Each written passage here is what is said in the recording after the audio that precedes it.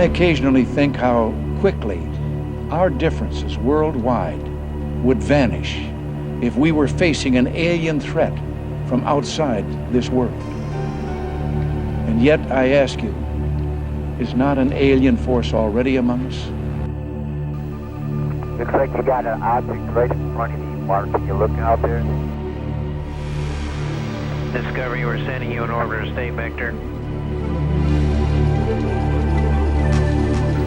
Sparkling bed of diamonds out there. Is that a real picture, or are we just getting some video fuzz?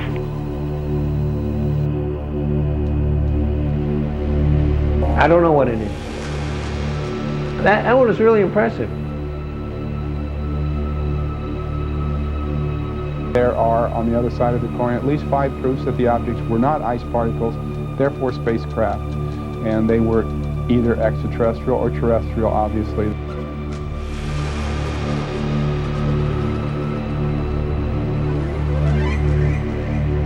We have an unidentified flying object.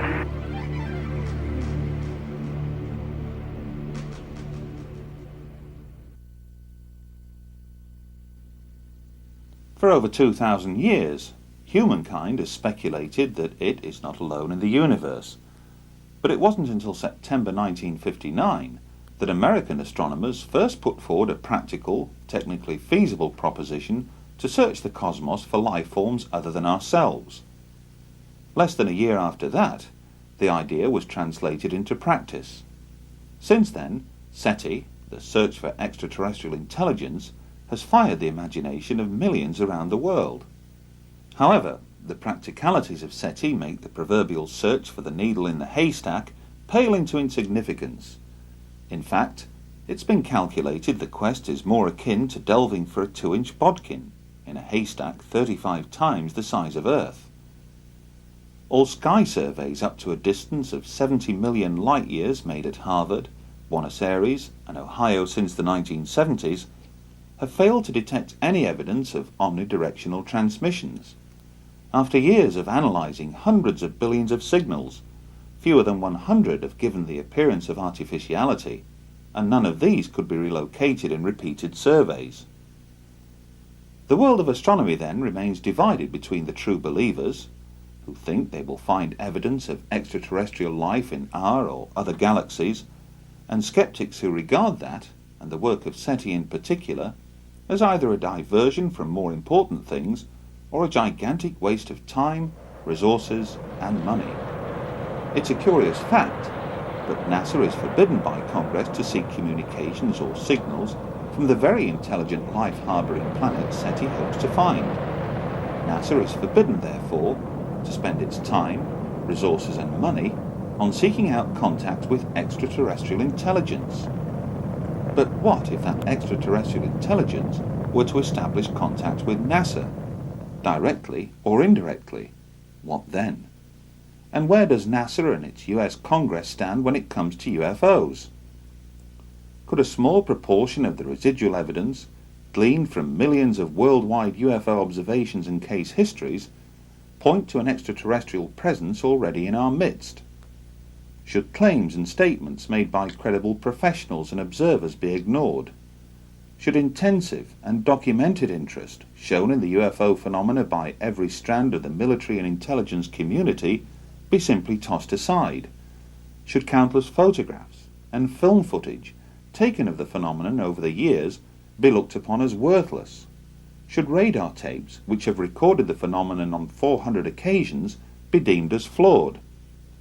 Should Congress, then, pay lip service to NASA, the scientific community at large, and its military and intelligence chiefs, or is it time that politicians began to address the most important issue of our time?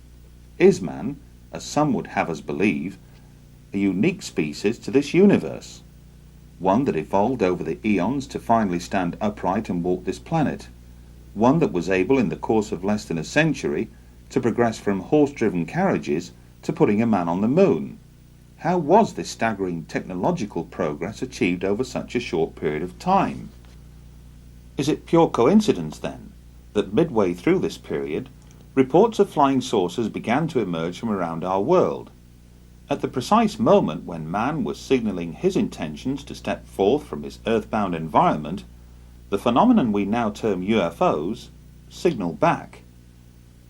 Throughout the documented history of those early pioneering manned missions into space, one can find numerous references, made by both astronauts and cosmonauts, to witnessing, and sometimes describing, curious anomalous objects seen while in orbit around the Earth.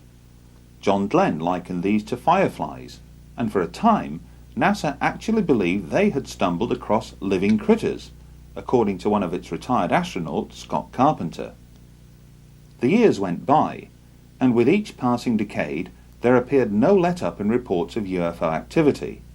But in the late 1980s, those reports took on far greater significance with the arrival of the camcorder. In the space of a few short years, what was once regarded as an extremely rare event, to capture a UFO on film, has now become commonplace. And while a sizable proportion of that video footage leaves most unimpressed, like the phenomena itself, a small residue of what remains can be termed impressive. In July 1991, millions of people throughout Mexico stared skywards to observe a solar eclipse. That day, several UFOs appeared in those same skies. Skeptics would later conclude that these were nothing more than planets or stars, but the video evidence, recorded independently at several different locations, suggested otherwise. Much has been said, written, and claimed as to why more UFOs have emerged from Mexico than any other nation on the planet during the 1990s. Indeed, there are those who would argue that most, if not all, of the 5,000 plus hours of amateur camcorder footage taken of UFOs in the skies above Mexico this past decade alone is nothing to write home about. That the bulk of the footage can easily be explained. That some has been deliberately manufactured, while the rest has captured nothing more than passing aircraft, balloons, meteors, or falling space debris. Dependent on your point of view, the objects depicted in these sequences are either balloons or UFOs. Interestingly, during filming, the camera operators and those closest by never refer to these objects as balloons. Others liken them to spheres, a term first used alongside Foo Fighters when describing anomalous objects seen by Allied pilots operating in the Pacific theatre of World War II.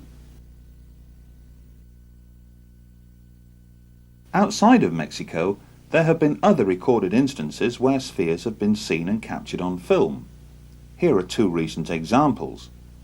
These spheres appeared over Stirling, Scotland during the summer of 1998. Local resident Brian McPhee borrowed a camcorder from his cousin after being puzzled by the repeated appearances of these objects high overhead. Some were seen to hover close to, and then descend, into or through the clouds. Elsewhere, some were seen to emerge from the clouds before darting away at incredible speeds. And take this as another example. Filmed in broad daylight over central London in July 1999, Christopher Martin was on hand to record the moment when this sphere appeared amidst one of the world's busiest air corridors. Was this a balloon? Or something else? But the term sphere is not just used to describe anomalous objects seen from the ground. Curiously enough, just 2 months after the Mexico eclipse, similar sphere-like objects were recorded by the crew of the Discovery space shuttle. Anomalous objects seen on the STS-48 mission footage, taken on the 15th of September 1991, have been explained away by NASA as nothing more than ice crystals, whose sudden movement was caused by the release of directional jet nozzles from the shuttle itself. What though the mysterious meteor-like streaks seen in the same sequence? And what of this counter-explanation to NASA's ice crystal theory by Dr. Jack Kasher of Nebraska State University? At least 5 proofs that the objects were not ice particles, therefore spacecraft, and they were either extraterrestrial or terrestrial. Obviously, that's the dichotomy that While many still remain unconvinced that the STS-48 footage captured intelligently controlled spacecraft in mid-flight, it was the catalyst that would persuade both UFO researchers and amateur astronomers alike to pay much closer attention to space shuttle missions in the future. And, as you will learn later, what showed up on the STS-48 footage would prove to have a profound effect on this individual. one that would eventually lead him to an extraordinary discovery. During 1996, there were two notable events. In August of that year, NASA announced that it had unearthed fossilized evidence contained in a Martian meteorite and discovered 12 years earlier in the frozen wastes of Antarctica, which would appear to suggest that life, albeit billions of years old, once existed on the red planet. The declaration, which has yet to be embraced by the scientific community at large, created headlines around the world, and more or less ensured that NASA would have no difficulty in raising the necessary funds to embark on an ambitious, unmanned series of mission probes to Mars in the future. 3 months later, on the 1st of December 1996, Space Shuttle astronauts on board STS-80 filmed something remarkable.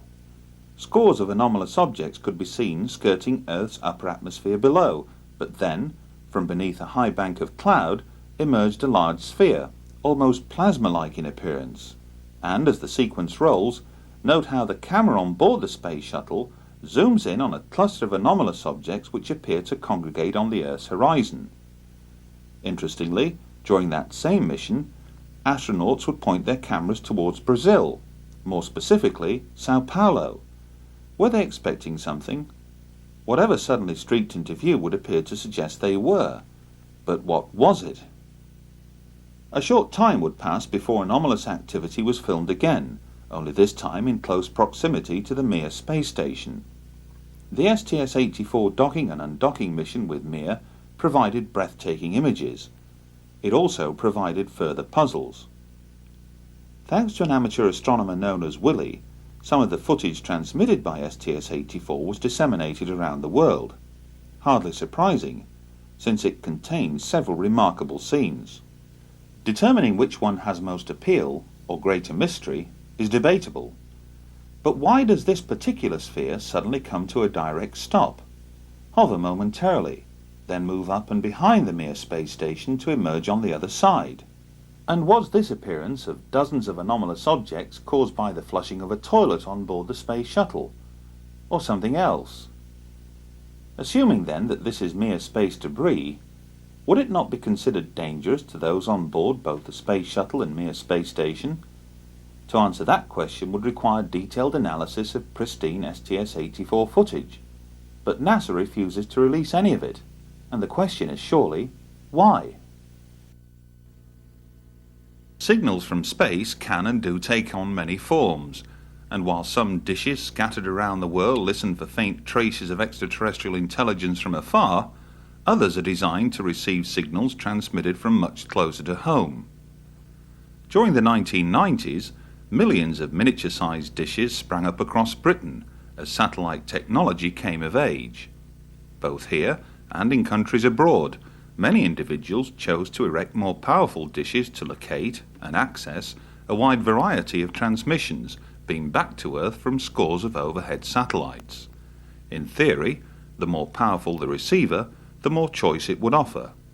And, as we've already seen, some of those individuals chose to utilize their satellite dishes to monitor and record transmissions beamed down to Earth from the Space Shuttle.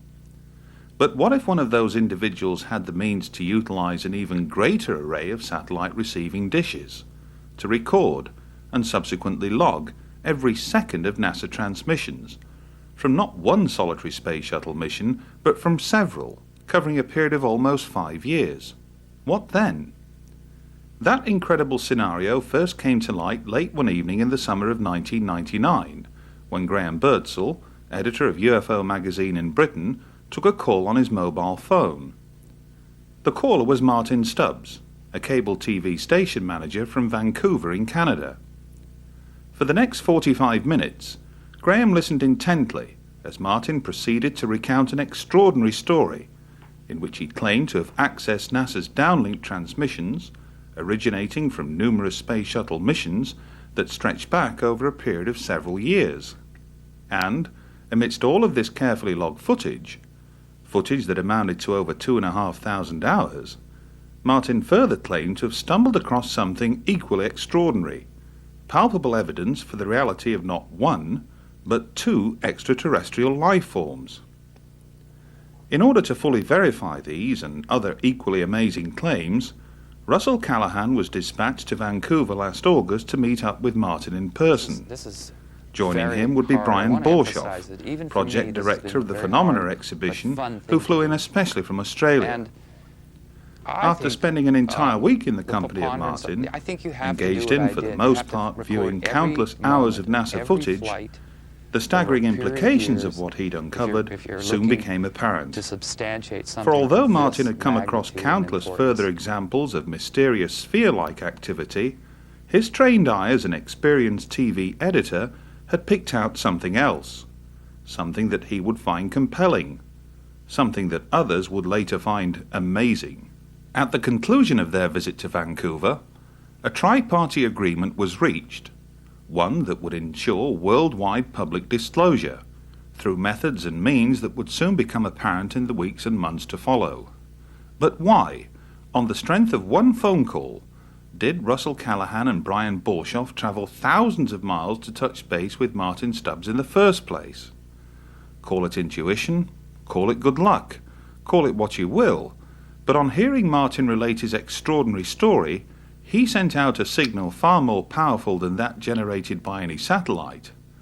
And what better means to demonstrate the point than by having Martin recount that story in his own words? Hi, I'm Martin Stubbs, and I'm a resident of Bowen Island, Canada. Bowen Island is a small island of about 3,000 people just off the coast of British Columbia. The city we directly commute to on a little ferry, 20-minute ride, is the great city of Vancouver. And it's here that I was able to discover, through NASA's own video downlinked from the shuttle, two types of phenomena that, from my estimation, should not be there. The first phenomena is a spherical phenomena. It's the best I can do in terms of explaining it. And the second phenomena is a phenomena that is virtually invisible to the human eye, but when filmed with a CCD camera and you break the video into frames, and there's 30 frames per second. Then you split the frames into fields, because each frame contains 2 scan fields, and it is in those fields we have discovered our second space phenomena.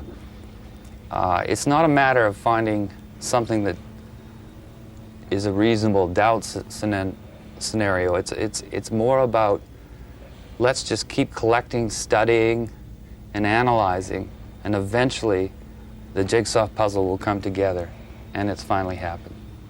I held a very privileged position in the city of Vancouver. I was in charge of, for the past 20 years actually, community access cable stations. And those are public stations that use volunteers, interns, make all their own programming, and put it out on the cable system.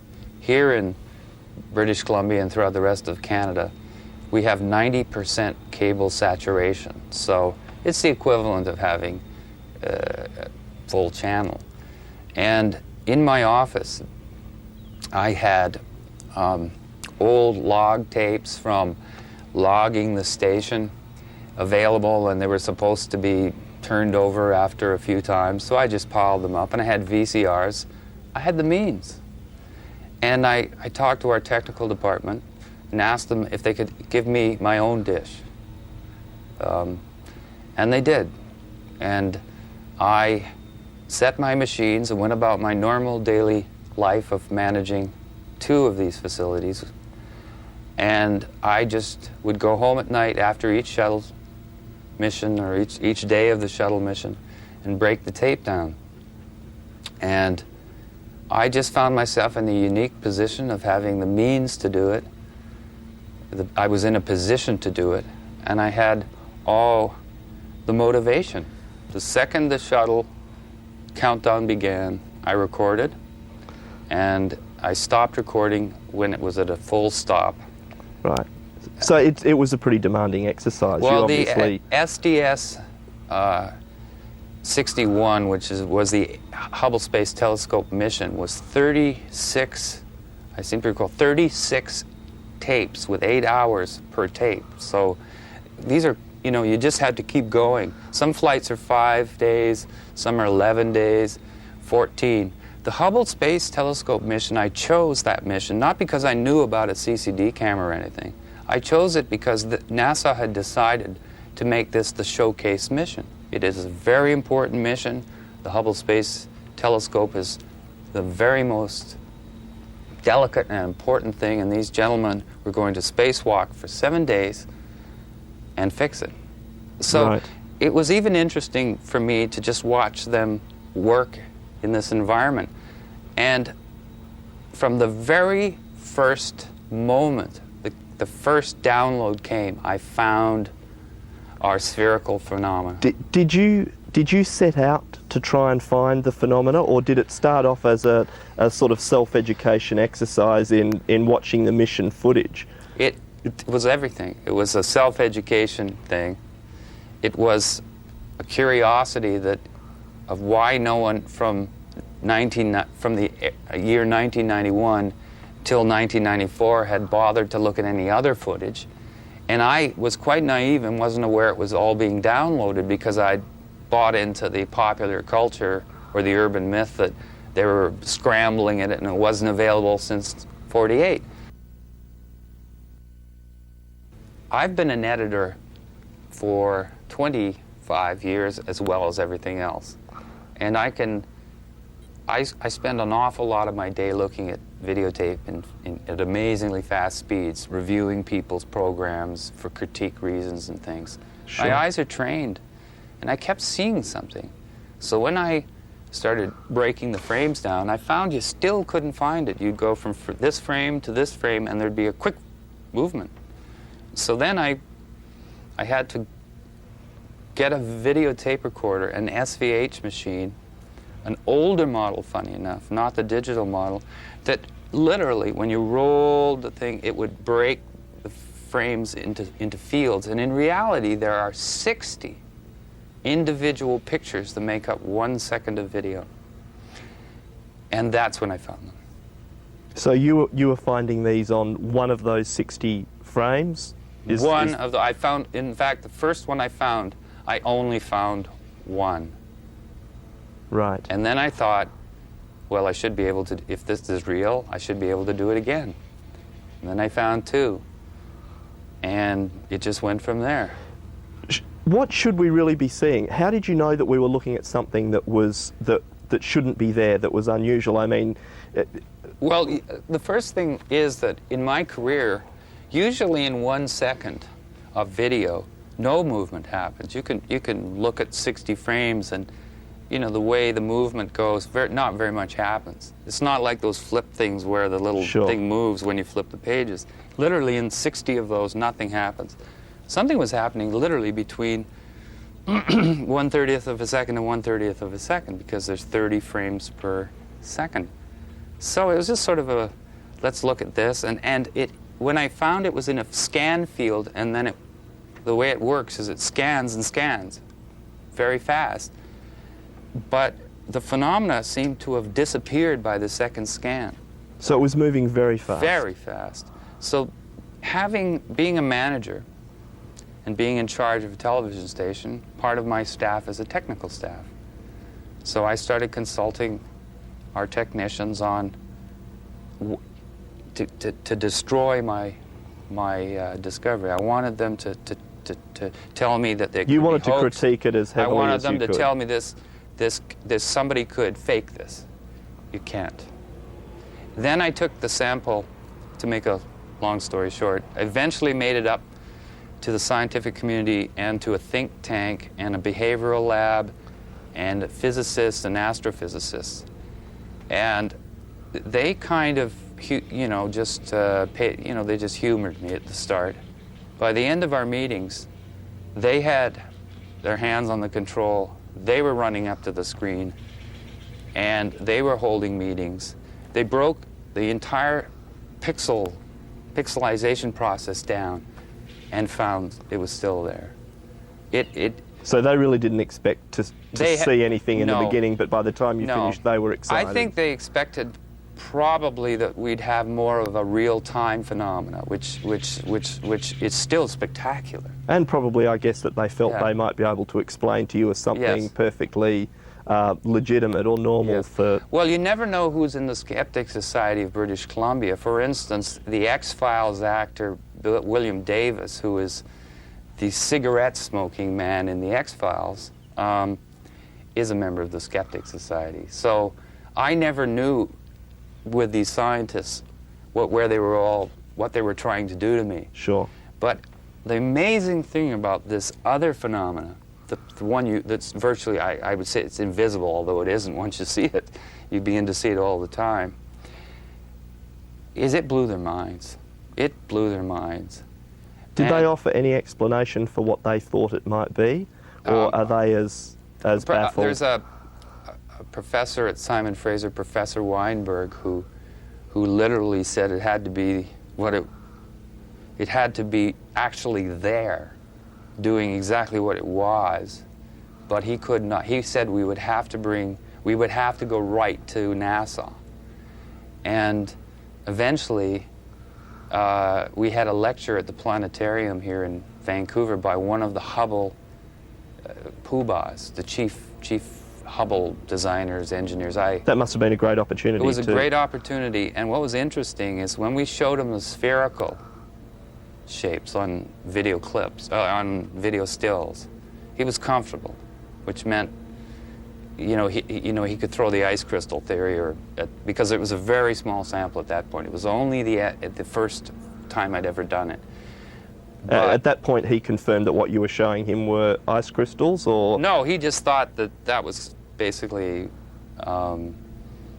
He accepted that it was a phenomena of some sort. He just, well, they're comfortable at NASA because James Oberg, who's the NASA debunker, in my estimation, had basically briefed them all that don't worry about all this stuff you see, because that's just all kinds of stuff you don't understand about ice crystals.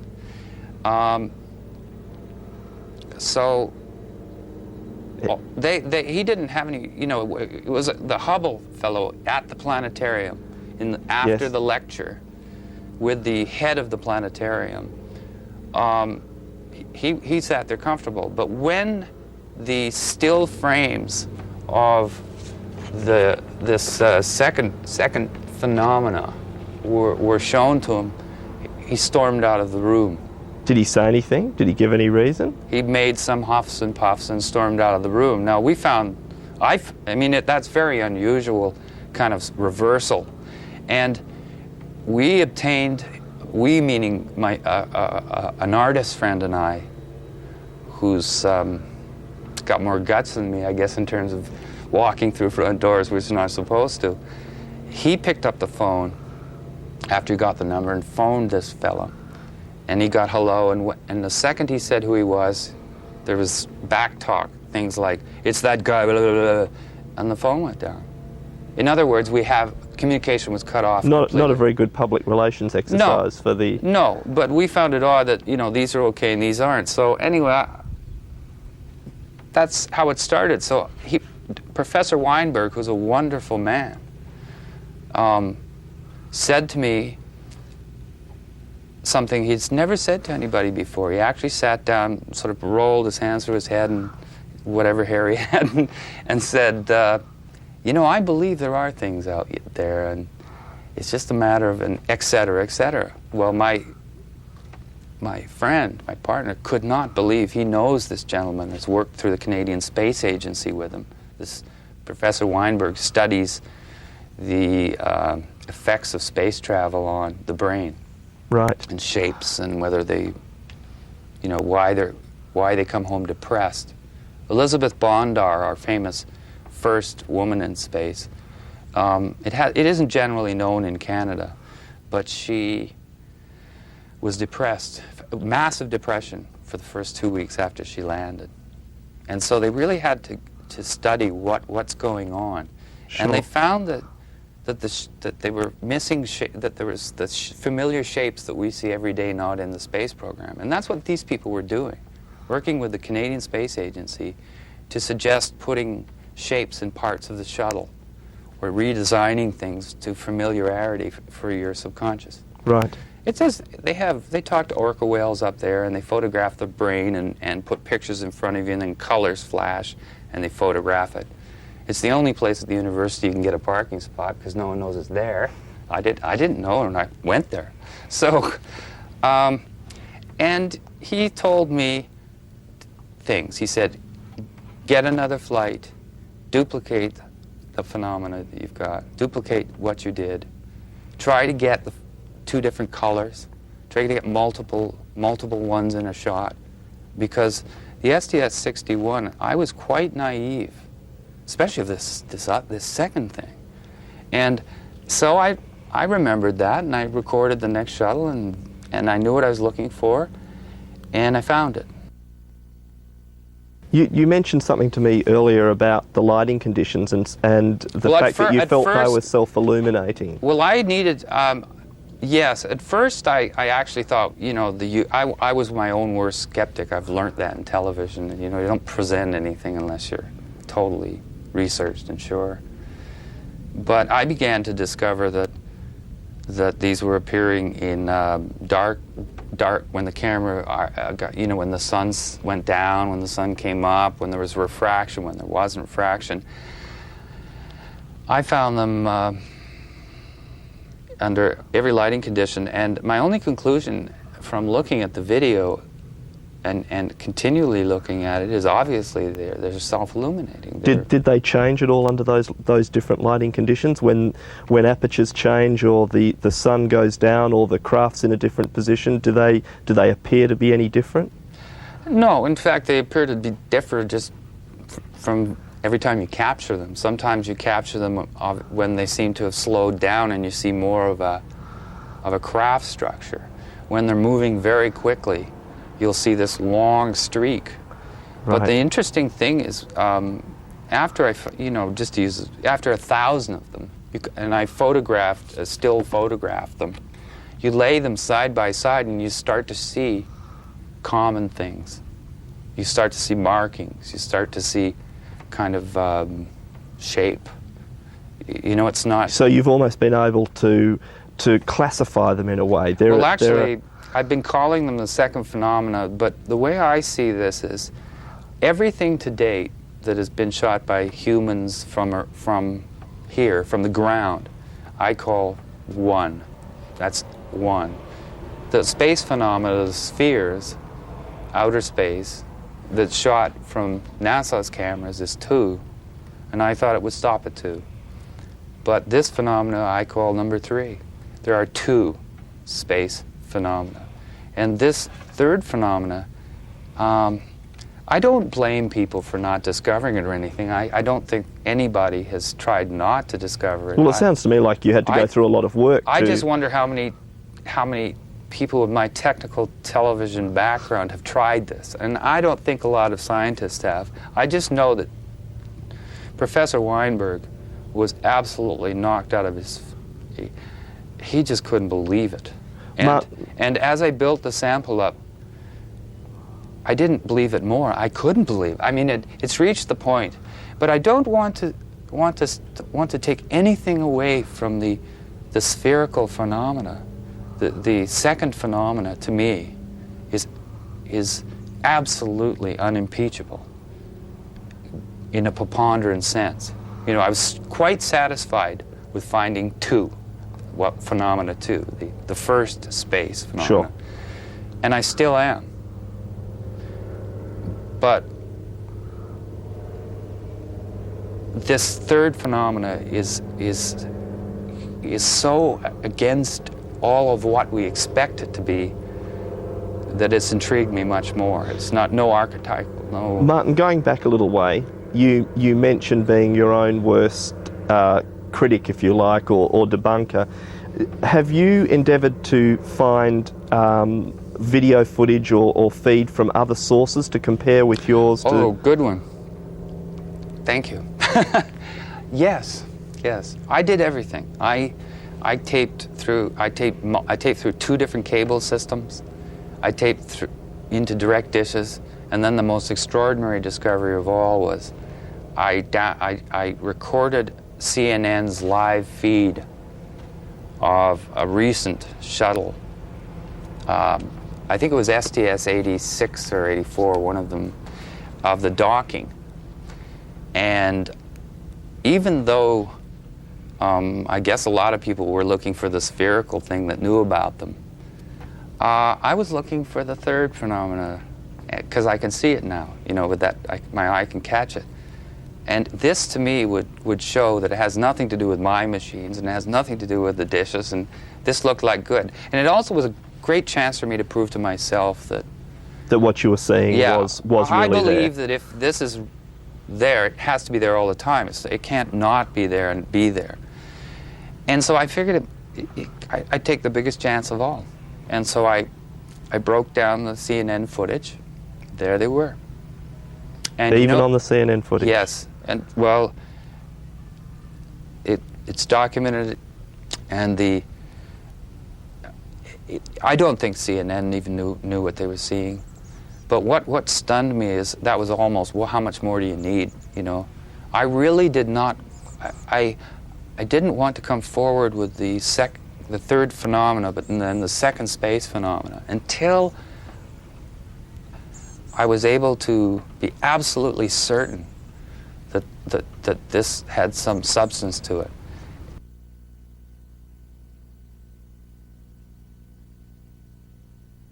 I didn't want to lose the second phenomena. I didn't want someone to get diverted on this, shoot it down, Sure. and then say, well, that means that incredible spherical phenomena that is I also documented in great abundance.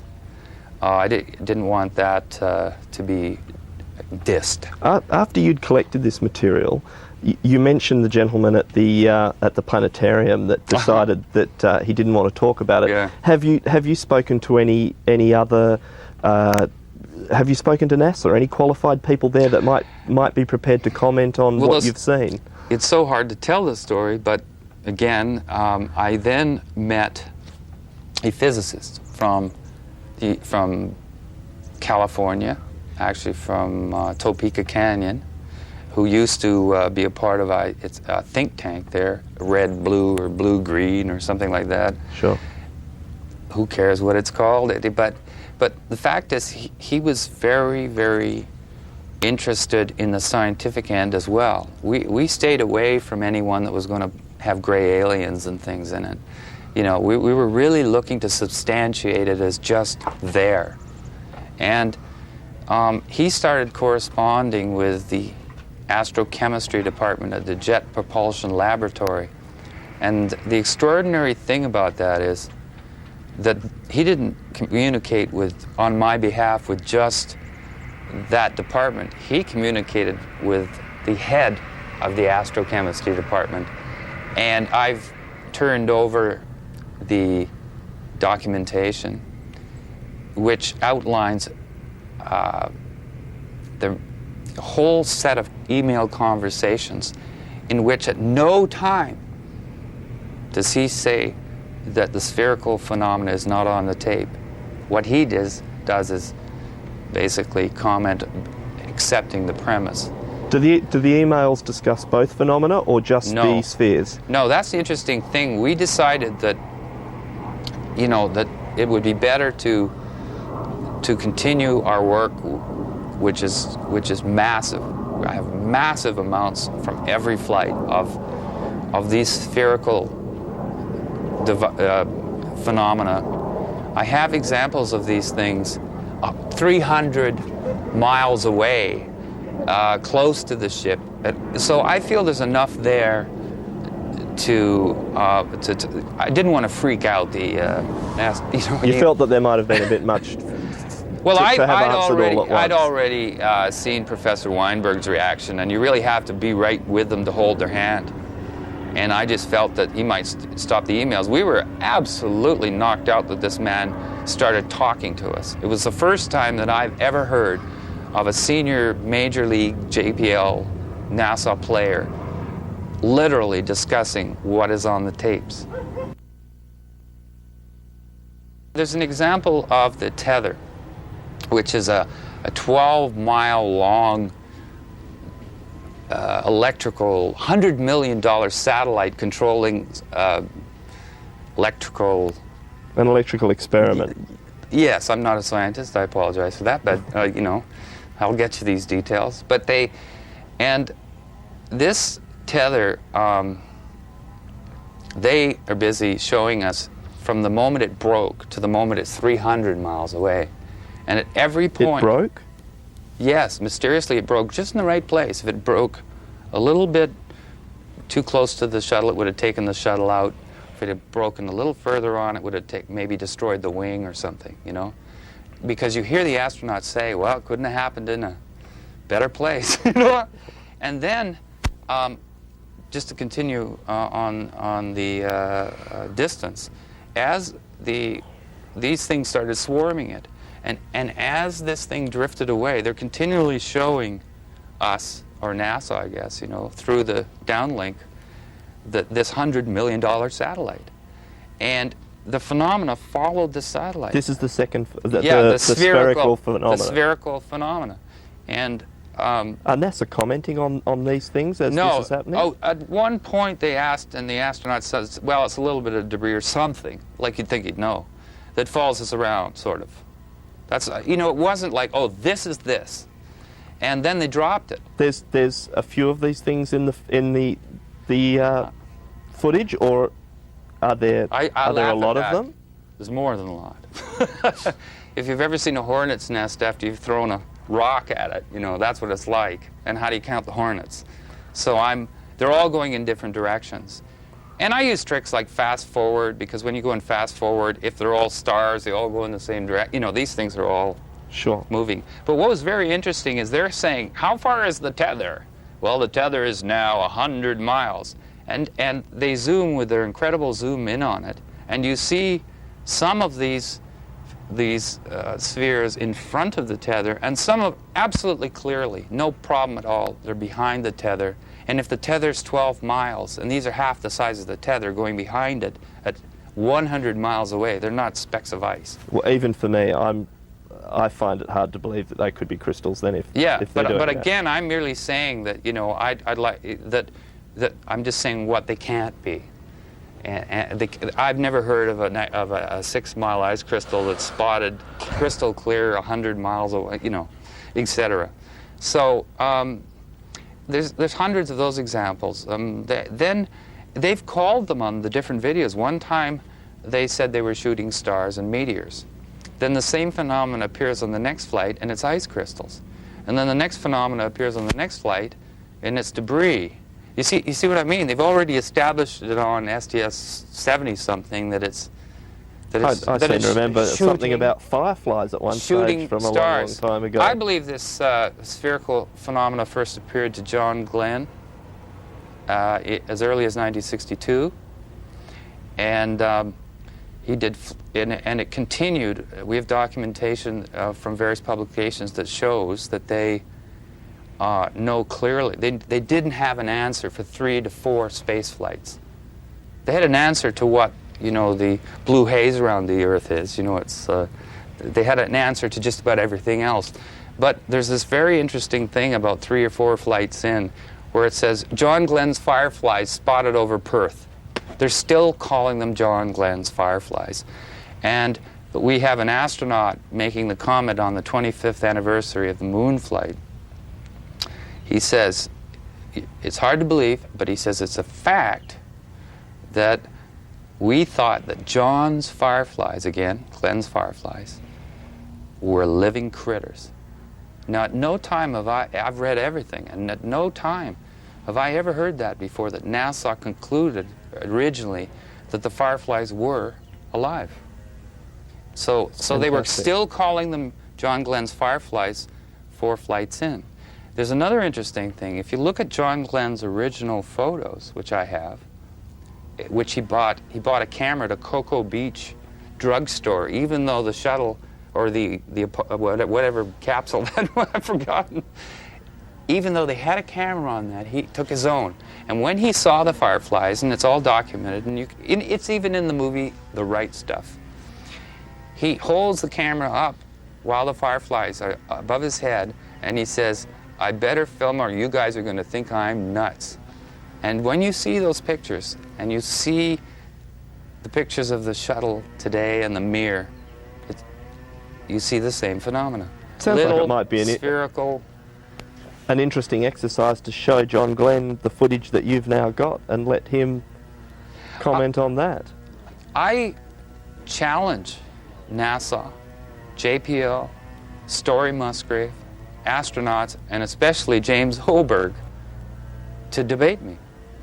Because it's one of those situations where if they haven't done the homework I've done, and they don't have the video I have, and they haven't done the research, and that they don't have a chance. I wouldn't be able to downlink what I got. I wouldn't be able to find the things I've found and do it consistently like I have been able to do if NASA really wanted to hide it. Although you did mention to me, Martin, that they shifted a satellite at one stage, or... Yes, they've done some shifty things, and there are military people as well as the non-military people. For instance, there's a flight I have where it's basically the entire flight was the control room except for the spacewalk. The spacewalk was to test the new backpacks, and it's a famous walk because the fellow flipped around, the astronaut flipped around and couldn't stop. So that's what made the news. But if you look at the whole spacewalk, and everybody in the media had the chance, there's a point where he says, "There's not, Mark, will you look out there? There's an object right in front of you." And the military fellow says, "I don't know what you're talking about." Now just think to yourself, if I said there's a bee about to sting you, wouldn't you go, "I wonder where that is," or something other than, "I don't know what you're talking about"? First of all, what do you mean you don't know what I'm talking about? If I'm in outer space and I'm flying around and my partner says there's an object in front of you, I wouldn't say, "I don't know what you're talking about," and then his next line is, "Never mind." And then the third astronaut says, "Am I missing something?" And he says, "Don't worry, the lens filter came off," now confirming the size and how close it must have been. Going, and it's flying off at 10 o'clock and 11 o'clock. Now, when they first mentioned the object, the shuttle camera, you couldn't see it. So I wasn't looking for it. They drew my attention to it. I looked, and there the object emerged. And the third thing he's saying to the third astronaut is, "Don't worry about it. Don't worry about it." You know, it's the camera filter. And then he even confirms, off 10, 11 o'clock, 10, 11 o'clock, you know. And then there's a pause, and the control room below tells him to stay vector. Shut up. Stay on course. Continue with what you were supposed to do. And then they continue as if nothing happened. As if nothing had happened. Yet it's right on tape. Audio, video, and you see the object they're referring to. So, but my point was they didn't hide that from me. They're challenging us to find it. And my only question is, how come there aren't more of us out there finding it? This is a big world, and most humans love mysteries, and the video is available, and many people have home dishes. And even though NASA moved the satellite almost onto the horizon after they found out what we were doing, we still were able to get the satellite. I don't see, I've had no agents at my house. I've communicated with the Canadian Space Agency, but I can't, for their protection at this point, I can't give you the name, but let me just say that we ran it by our own country's space agency due to the connections we had. And what was their comment? That it was the most popular underground tape among the astronauts. You know, that it was the one they all wanted to have a copy and show their friends at night. Like, that was the reaction. This is a great tape. We love looking at it. Everyone just thinks it's the greatest. No, the Canadian Space Agency has been very cooperative. That's what I'd like to say. The Canadian Space Agency has been cooperative. I communicated with Washington headquarters and received an answer. And we've been receiving answers from JPL in California. Everyone's talking to us. No one's threatening us. And all the video has been totally available the whole time. So I don't hold that NASA is going out of their way. I think they make it difficult like anybody. When I used to hide Easter eggs from my niece and nephew, you don't make it too easy. My dog doesn't make it easy to find the bones he buried. And it's not easy to do. This is very hard. I want to emphasize that even for me, this has been a very hard but fun thing to do. And I think the preponderance, I think you have to do what I did. You have to record every moment of every flight over a period of years if you're looking to substantiate something of this magnitude and importance. I took what Professor Weinberg of Simon Fraser University said very seriously. If you really want to do this, duplicate it. Get it in every lighting condition. Get it under every circumstance. Get it in every circumstance you can. And the one that made me happiest, funny enough, was almost the last flights I recorded, because I got it in black and white. There was a CCD camera put on one of the flights, and I thought that's the charge coupling device, which is an electronic way, rather than the old tubes, these big tubes that are slower on their scans.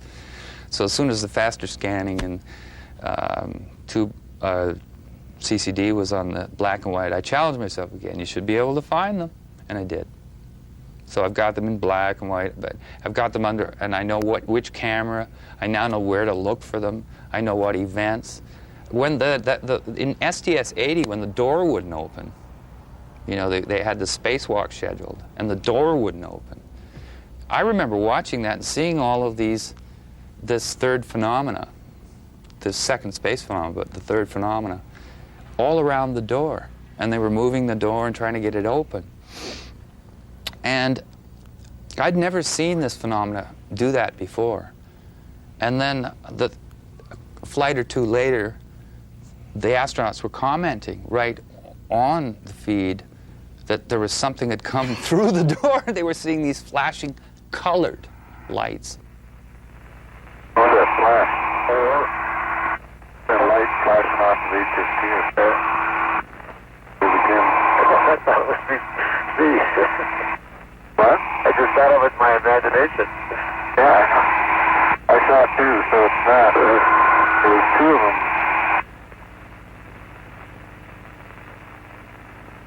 There's another one. What are they? There's sort of lights flickering in here. Maybe they're taking pictures. What is this?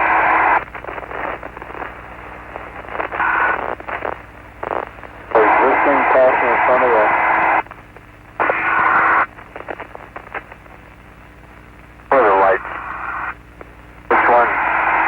Oh, no, I was guessing that one for a second, but I had that one the whole time. Yeah, I was looking at that one too. The spherical phenomena we've documented and is very solid. Isn't the type that would go in there, float around, and them say it's going really fast, we can't see it, and it's all these popping colored lights. That was the first time I got some kind of a feel that the astronauts have seen phenomena 3, the second space phenomena. It's something that should be this challenging. I don't know why most people think something this different is just going to be nuts and bolts, 30 feet across, nice big friendly gray aliens come out, recognize themselves in all the ads that have been appearing in car companies, turn on the TV and watch the new Roswell series, visit the X-Files. You know what I'm saying is that this phenomena is not what I expected to find, this third phenomenon. but they seem, I believe they use the same operating principle, because some of the spherical second phenomena, which I still emphasize is our main documentation, can move away at rapid speeds, as the video shows you. Do you believe the two phenomena are connected? Yes, somehow. I think, well, they're very aware of each other. Somebody suggested to me, what if they're the same phenomena? But I've studied them extensively, and the spherical phenomena has different characteristics to it. Kind of let's just put it at that, leave it at that. They're not in color. This is a totally different phenomena. This one never goes at real speed. It's as if something comes up to your nose and in 1/30th of a second has a tour, like an iceberg or something, or a glacier, and then leaves. Without us even aware of it. And if it chooses, for whatever reason, to look at something, it tends to slow down. And that's why I believe it appears when there's a $100 million satellite disrupting the air. It appears when the Hubble Space Telescope is being repaired. It appears whenever something is happening. It's an amazing phenomena, and what I like about it is these aren't ice crystals. There's nobody in science in Canada that I've ever met, and David Sarita, my partner, in terms of the research end, not a partner, and let's just say he's as interested as I am, and he volunteered to take on that role. Nobody said to him that what this is. Nobody suggested anything except that it must be what it is, but they don't know where to go with it. They don't know what to do with it. They don't know how to react. It's easier if you can sort of argue that may or may not be something. But once you just look at it, it stuns you. In December 1997, in the Brazilian capital of Brasilia, representatives from over 50 nations took part in a major international UFO congress. Among them was Alexander Balandine, a former Soviet cosmonaut who spent 6 months aboard the Mir space station. In his lecture, Balandine conceded that he and many other cosmonauts had seen UFOs. "We cosmonauts had a golden rule," he said. "If you see something strange, keep watching it, because you may never see something like it again." Later, Balandine shook the assembled audience when he claimed that future anomalous images observed and or recorded in space would be shared between the Russian Space Agency, NASA, and a special forum of UFO researchers. This was an unprecedented announcement, delivered from prepared notes that would have to have been sanctioned by the Russian government, not least because Balandine was driven to and from the Russian embassy in Brasilia each day in a diplomatic limousine. Over breakfast, and with UFO researcher Boris Choronov acting as interpreter, Balandine assured Graham Birdsall that some UFOs reportedly seen by both American astronauts and Russian cosmonauts were very real. But when Birdsall ventured to suggest that some anomalous things seen in space might be secret Star Wars devices, Balandine said, "Of course, we accept this, but some of the things seen have nothing to do with these." Since that announcement, other former Mir cosmonauts have come forward to speak about their UFO encounters. It was a huge sphere. I think it appeared when we were over Newfoundland. The sea was in the background. It was shining, sparkling, of absolutely even shape. It shone like the balls that hang on trees at Christmas, greenish in color and all shimmering. It was impossible to take your eyes off it. And if further proof were ever needed that the Russian Space Agency meant what it said, then this sequence, captured by Russian state television from within Mir mission control, can only be described as proof positive. Note how the camera pans around the control room before settling on the main viewing screen.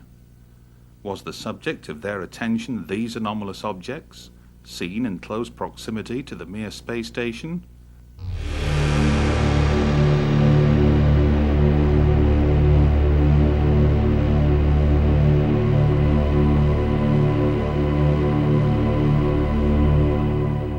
Intriguingly, here's the exact same sequence, only this time recorded by Martin Stubbs from NASA's Downlink. Compare the two. These objects are patently of interest to those watching in Russia, so might the same be true of their counterparts at NASA?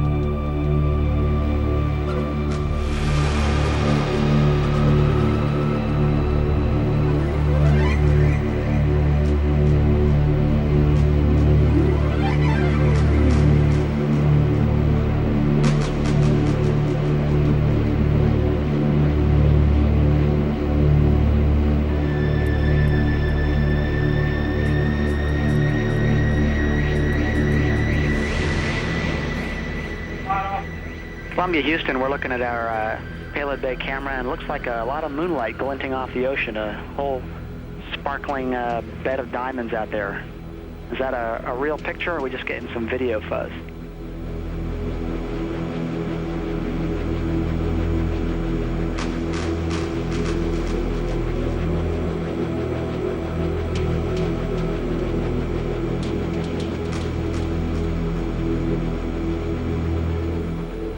Houston, we're recording that. That's some of the ice crystals that we were dumping out earlier, and yeah, it's a beautiful picture. That's a great combination of the moonlight and the ice and the clouds.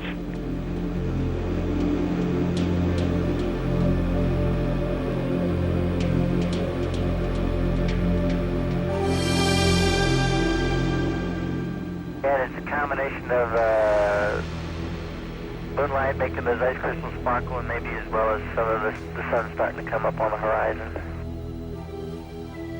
Well, thanks for the picture.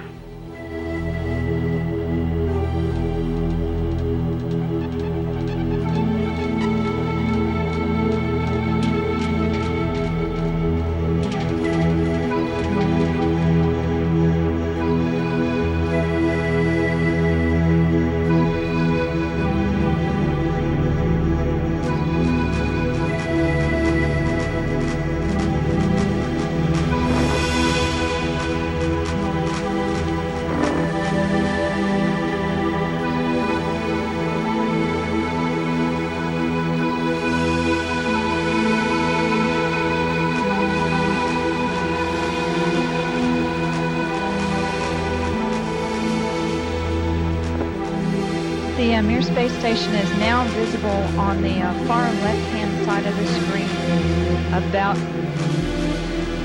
about an inch from the bottom of this particular picture.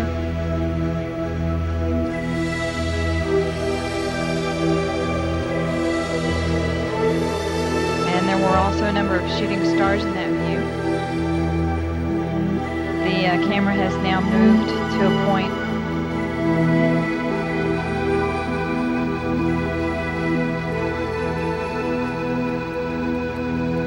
Okay, the Mir space station is the small flashing light in the center, about an inch from the left-hand side of the screen. It's slowly... Now the hell on the camera. It is slowly moving closer to the left-hand side and is it has a very light flashing to it. We think on the middle of the screen, way to the left-hand side.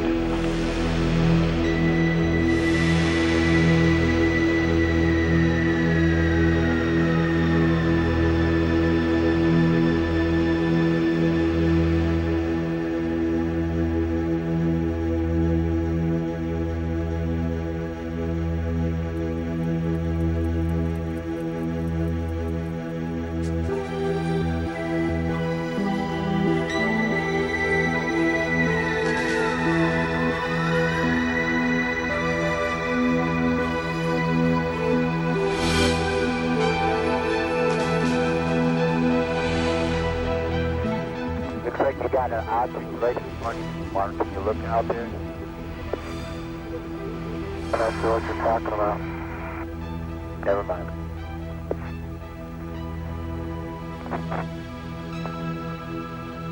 Are we missing something? I don't see anything. Yeah, we think the camera filter came off, Mark. It's about your 10 o'clock, 11 o'clock going away. Don't worry about it.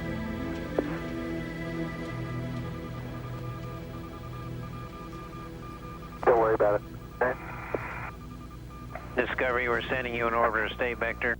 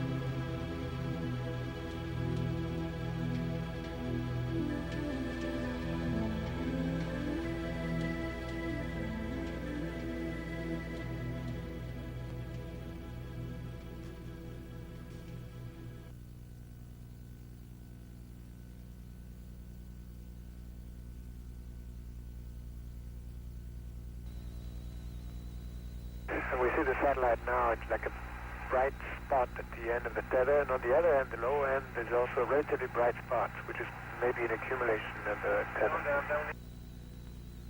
And we are downlinking camera Delta now. Okay, we copied and understand as you're viewing it on the monitor, the satellite is at the top of the tether.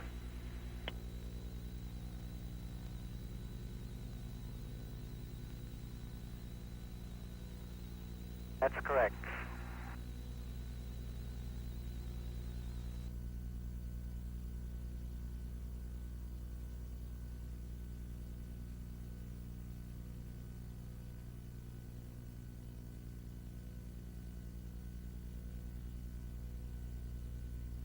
Columbia. Camera Bravo. We had the camera Bravo constantly on the tether. Unfortunately, we don't see the tip of the boom, but in a few seconds you'll see the tether break. And this one, of course, was not a 10 lead. It just recorded. It could not be bumped either, so it will record steadily the whole break and coil back of the tether. Copy, Claude.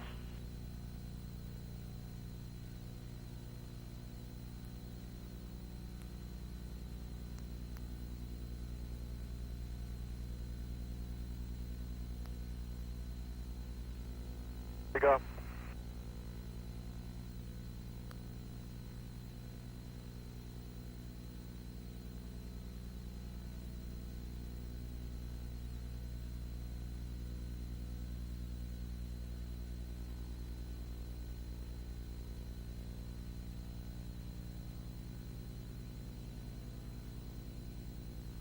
Again, this is a view of the satellite. Well, if it had to break, it did it in the right place. So.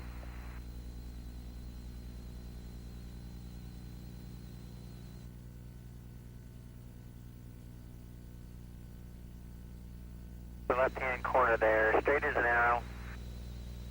So it seems from here. Yes, sir, we have it. Great picture.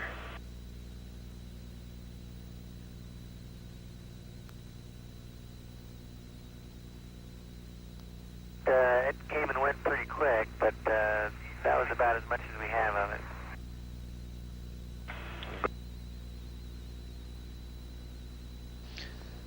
Columbia and the satellite now 77 nautical miles apart.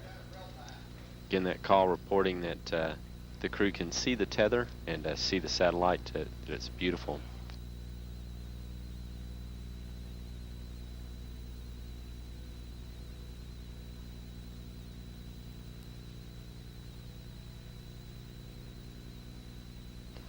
This view showing the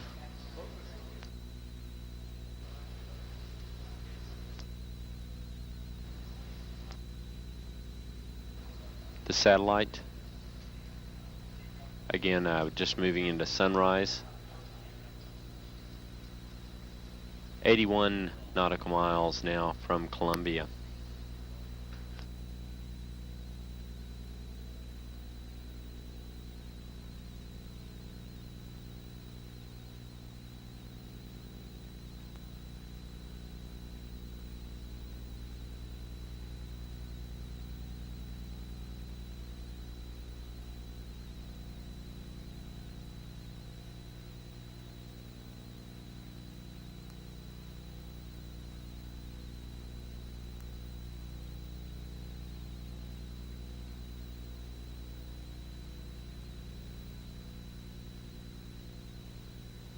Guys getting the image? Franklin, we see a long line, a couple of star-like things, and a lot of things swimming in the foreground. Can you describe what you're seeing? Well, the long line is a tether, and there's a little bit of debris that kind of flies with us, and it's illuminated by the sun at such low angle. So there's a lot of stray light, and it's getting washed out quickly, but Claude is trying to do a quick, good job here adjusting the cameras. Copy that. Again, that description by the crew, this is the tether in the satellite with approximately 12 miles of tether still attached to it. Columbia and the satellite now just passing over the west coast of northern Africa. The two spacecraft now 90 nautical miles apart.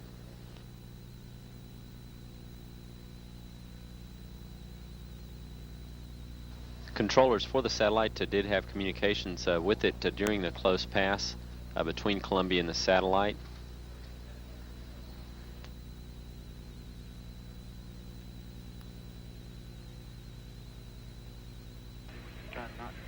Columbia, Houston, that's a much better view, a lot more contrast visible. And how wide does that tether appear to be? It seems to resemble a much wider strand than we'd expect. Can you describe which way the satellite is visible on that strand?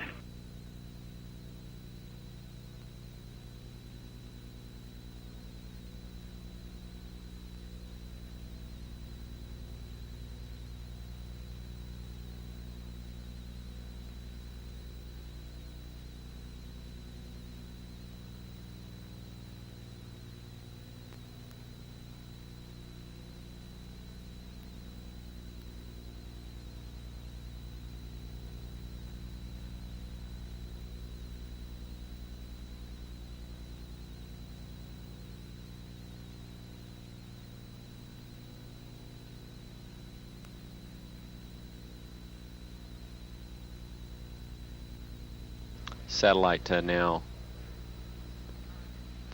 100 nautical miles. Charlie, completely unzoomed, and you see the full extent of the tether. I tried to adjust the focus, but I can't get better than that. Okay, Claude. Thank you. Got to zoom in now.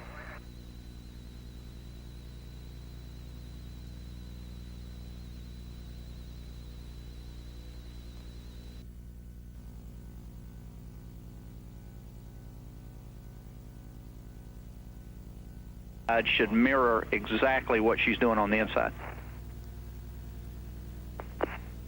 Okay. Right now, the handle is installed with the tab in the unlocked position. I'm going to rotate the tab to the locked position now if you're ready. We're ready. Okay, we are fully seated in the locked position. Okay, Tammy, we didn't see any motion on the outside. If you would, go ahead and move it back to the unlocked. Okay, I'm pulling back to the unlocked, and again, it's only going about 3/4 of the way, will not lie flat, and will not seat, as I mentioned earlier. And Tammy, if you could, simultaneous with trying to put it in the unlocked position, if you would move the handle a little bit back and forth. Do that. Okay, that's in work now, Bill. Okay, and we can see the handle moving on the outside. Okay, and but any indication that the lock is being actuated? No, we can't see any indication of that, and it just may be a bad angle and too dark. Amidst the 2,500 hours of NASA footage recorded by Martin Stubbs, we have seen countless examples of the spheres, the first space phenomenon. But until now, few have ever come across, least of all seen described, what has been labelled the second space phenomenon. Those that have been left speechless, including eminent scientists, astrophysicists and, as we have learned, highly placed figures within the Canadian Space Agency. Someone who was prepared to comment publicly after being shown less than 5 minutes of the footage was Guido Negro, director of the SETI radio telescope at Golden Grave Observatory in Western Australia. What, we asked, did he make of it all? Well, I was very well impressed, and not only myself, also other people that were looking at. And because this time we are not talking about footage taken off from some home movie camera, but someone that actually was flying a space shuttle, so automatically that gave us the fact that the picture must have been real, genuine. Well, I was very well impressed. And maybe this will prove that there is something else that we are not aware of, at least officially. That if the footage that we saw came to be true and really are showing an alien spacecraft or something like that, I say that if there is a cover-up, the people who are doing this cover-up are an enemy of entire Earth race, because we are not children and we must know we must know the truth. It doesn't matter if there are people that are they don't know how to handle the truth. Well, the majority of us will, and if there is a cover-up, I think it's time that the cover-up goes. Guido could have easily dismissed this sampling as ice crystals at best, or errant nonsense at worst. The fact that he chose to do neither is symbolic perhaps of the potential importance both he and a great many others attach to the footage. The onus surely now rests with people like Guido and others elsewhere in the scientific community to determine whether or not the second space phenomena is a genuine phenomenon. And were that proven to be the case, two burning questions would need to be addressed. Is it extraterrestrial? And is it intelligent? If the answer to either is deemed yes, we could have arrived at an historic moment. For Martin Stubbs, it would be the vindication of what he and millions like him have always maintained, that we are not alone in the universe. His, after all, was a chance discovery, a fleeting glimpse of something that sped across his television monitor that most would fail to notice. He focused on that. He looked for more of the same, under different conditions, and found them in abundance. But found what exactly? Some of the greatest scientific discoveries known to man have often been born from chance events. But is it remotely conceivable that one of the greatest discoveries of all time could have been similarly unearthed by a humble cable TV manager operating out of a small community station in Vancouver? History will surely go on to determine the truth, provided, that is, others within the scientific community are equally prepared to explore the limitless possibilities now before them. But who among them will be courageous enough, ambitious enough, to step forward and examine this evidence? There will be many who will choose to ignore it, blinded by self-imposed scientific dogma and bland indifference towards all who champion the extraterrestrial hypotheses. But those that do express an interest may well find themselves embarking upon one of the greatest scientific treks of all time. I can't explain it because I don't really think that's my job right now. I'm merely a person who's gathering grains of salt together and putting them in front of you. It's as if you have a carpet and you have a handful of salt and you throw the salt on the carpet, you look and you don't think there's any salt there. But when you gather it up, put it back in your hand, you have something.